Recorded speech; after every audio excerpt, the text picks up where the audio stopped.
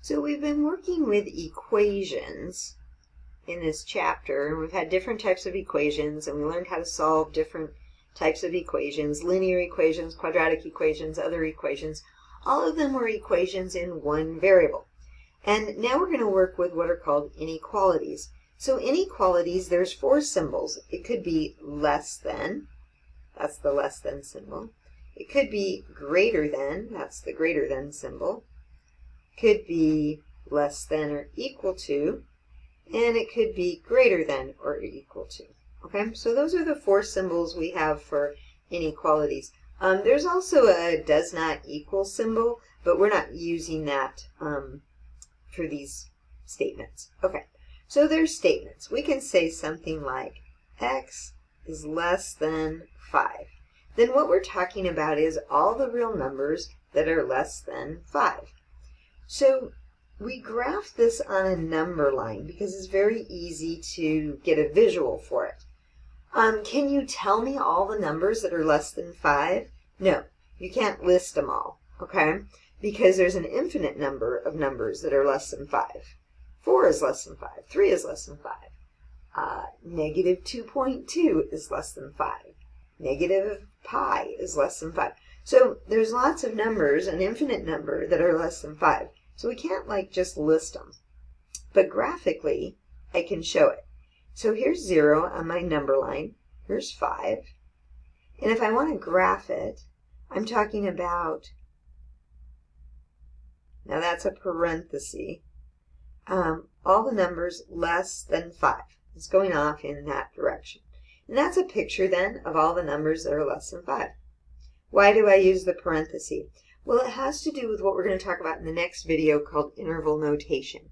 But on your graph, what it means is all those numbers that we were talking about, negative pi and 2.2 and all those different numbers, all of them up to 5, like 4.999 is less than 5, but not including 5.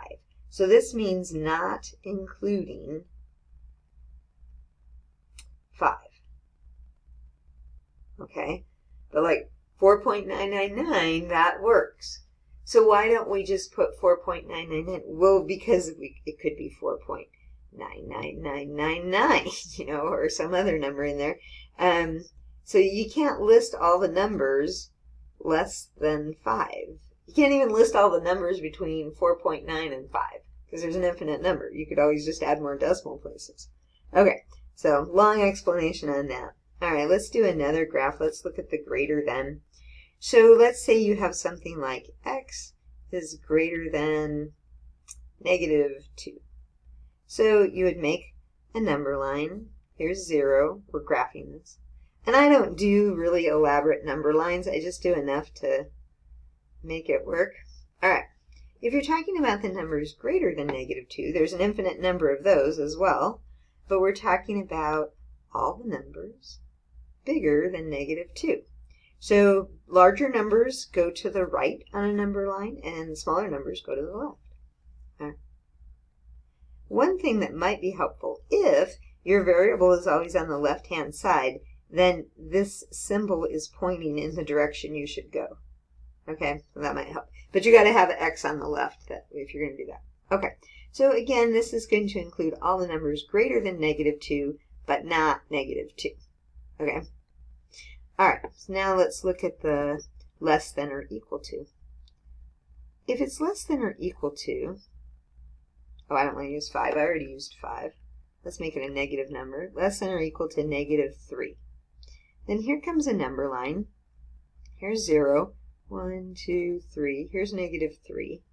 And then we're talking about all the numbers less than negative 3, but we also want to include the negative 3.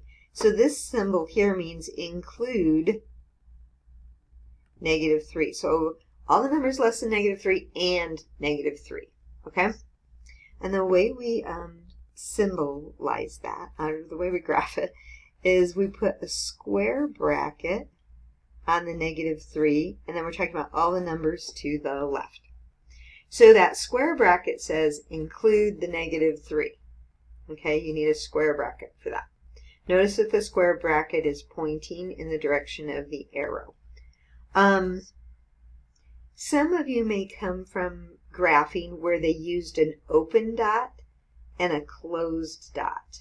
So the open dot corresponds to a parenthesis and the closed dot corresponds to a bracket. But our textbook and most of the textbooks we use now, they're using the parenthesis and the square bracket. And it has to do with interval notation, which I'll explain in the next video. Okay, so that would be a graph then of all the numbers less than or equal to -3. Okay? Again, you can't list them all because it's infinite. Okay, so one more, probably no surprises here, but let's say x is greater than or equal to 10.